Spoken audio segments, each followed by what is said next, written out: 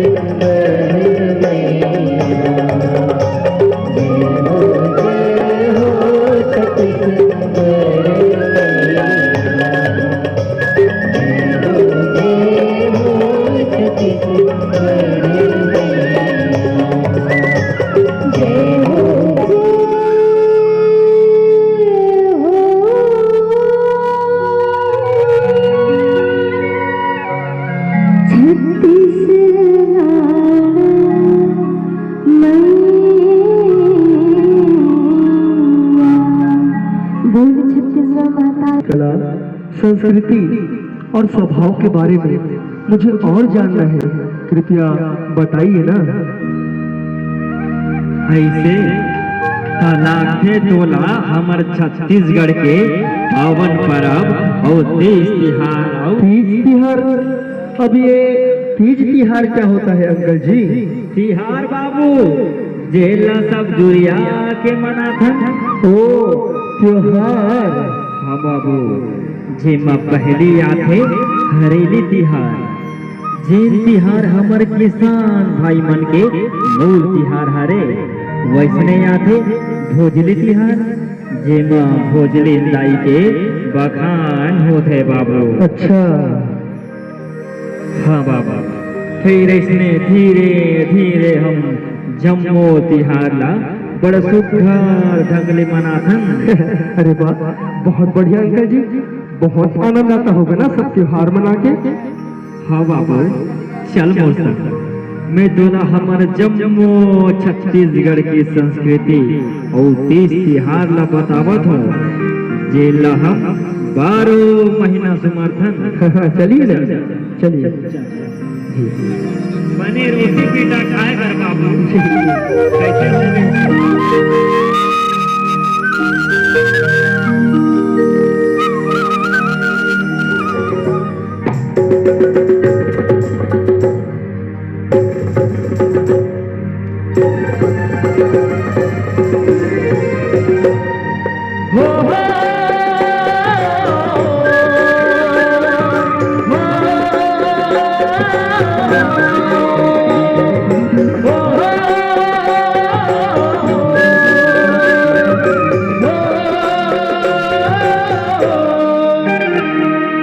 छत्तीसगढ़ की माटी, मोर छत्तीसगढ़ की माटी, मोर छत्तीसगढ़ की माटी, मोर छत्तीसगढ़ की माटी।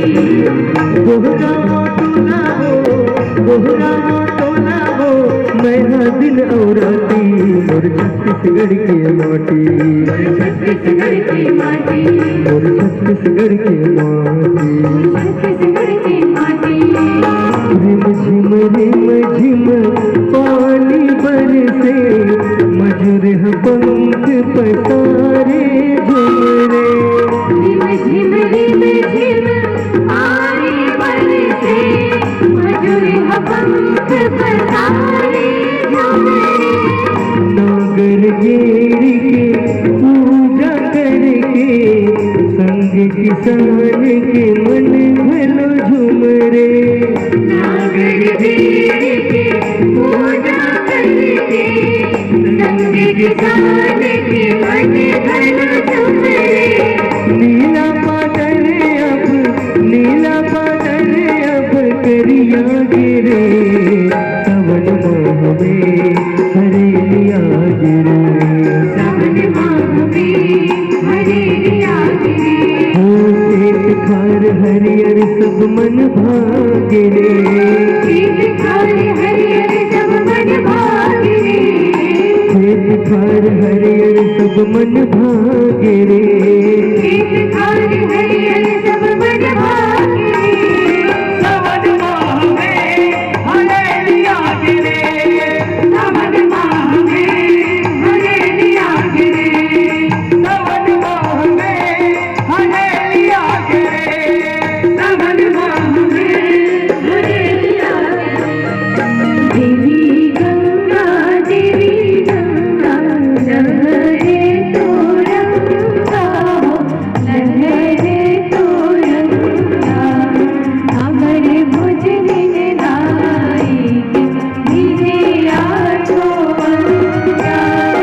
अमर भुजनिन लाई भिजे आठों अंगा। ओ देवी गंगा, ओ देवी गंगा। आईना पूरा हो, आईना मरेगी तो, आईना मरेगी। अमर भुजनिन लाई सोनी सोन के चलेगी। अमर भुजनिन लाई सोनी सोन के चलेगी। ओ देवी